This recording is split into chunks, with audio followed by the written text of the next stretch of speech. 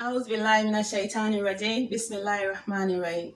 May the peace and blessings of Allah subhanahu wa ta'ala be with us all. I welcome all of you with the Islamic greetings. Assalamu alaikum wa rahmatullahi ta'ala wa barakatuh.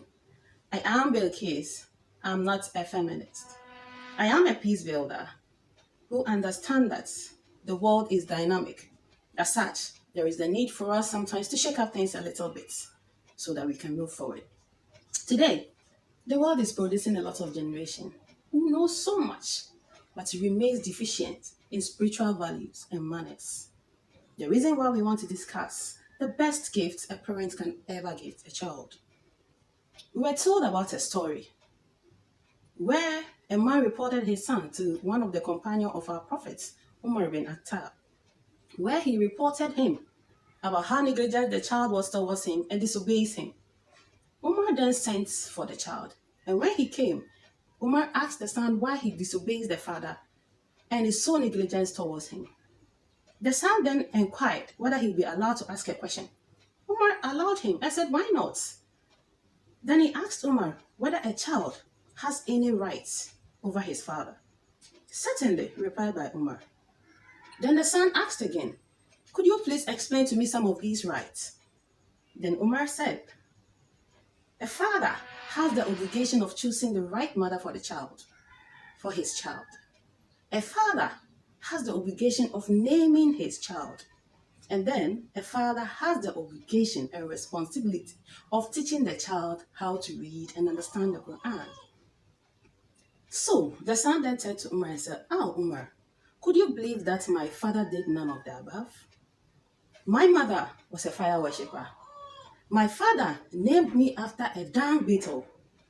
And he never taught me how to read a single letter from the Quran." Umar then turned to the father and told him, "You see, you wronged your child before he wronged you. You failed in your responsibilities. That is why your child is failing you today.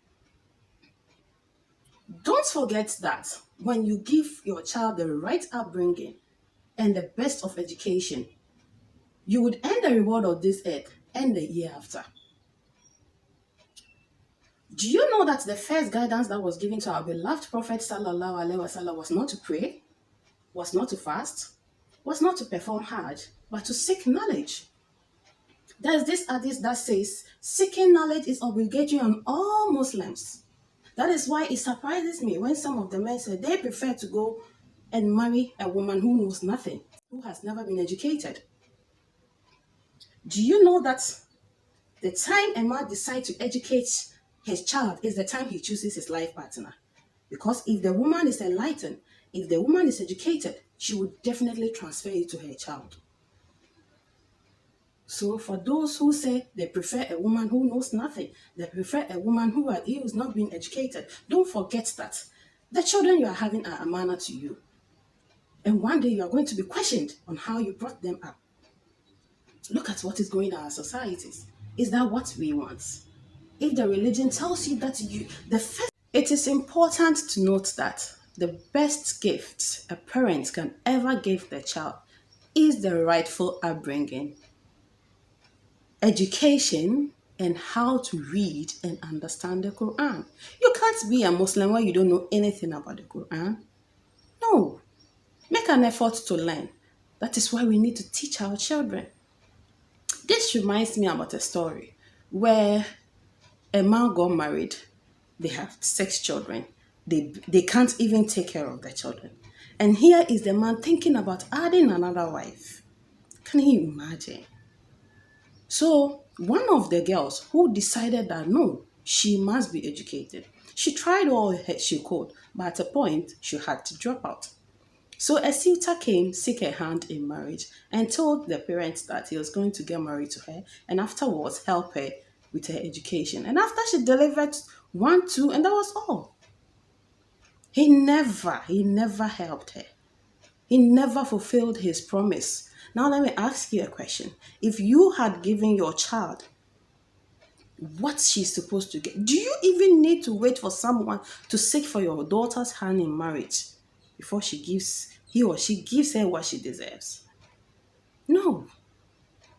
Remember, those kids are amana to us.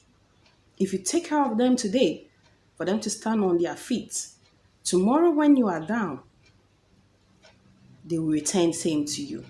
But if you fail to do it, don't forget that you reap what you sow. The world is simple. Marriage is good. It just depends on how you spice it up. The thing you should do is to seek knowledge. Give them the best of education. And you think that this is not necessary. You just bring forth to the children and you allow them do everything on their own. Education does not only means that one should sit in a classroom. There are a lot of trainings going on. There are a lot of things we can help our kids do. Don't sit there and all you think about is marrying and bringing forth to children without giving them the best they deserve. Do not forget that you'll be questioned one day. No one is going to question you for not adding an additional wife. No, but you'll be questioned based on the number of kids you have and how you brought them up. We need to address these things. We actually need to talk about these things. Look at our people. Look at us. We have a long way to go. We need to sit up. Marriage is beautiful. If you understand each other and you do what you're supposed to do, you will enjoy your marriage. It is a good institution. Assalamu alaikum wa rahmatullahi wa barakatuh.